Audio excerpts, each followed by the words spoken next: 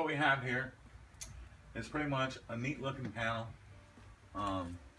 Everything's put in there real nicely. Everything's nice and even. Wires look good. But what we have here is an unbalanced load. And the reason that I know that is this ground mount right here, which is not hot, shouldn't have any load on it at all. It has a load on it. So we turned on some lights and we had almost 9 amps on this wire. With the lights off, we still have almost 2 amps on this wire. So these are your hot wires, and these is where your load is supposed to be. 2.4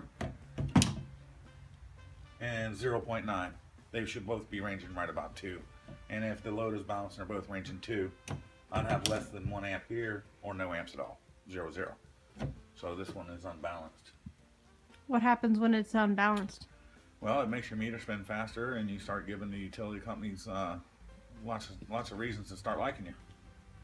And it's just a matter of tracing down the circuits and finding out what we can do to balance it out to get that down to 0, slow your meter down. It creates more strain on your main breaker here, and it causes wear and tear on it. So it'll take a lot of years off of it if you leave it like that.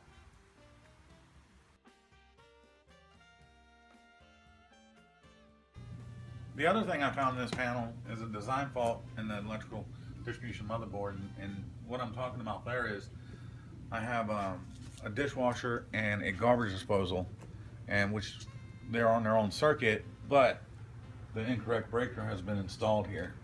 They should be individually like these, because if one faults, it's not going to trip this 220 breaker and it could cause a fire. And we've had homeowners in the past who try to replace the breakers, and they put the wrong ones in, and wouldn't recommend trying to do it. If something like this comes about on electrical inspection, best to definitely call a licensed electrician to do any panel work.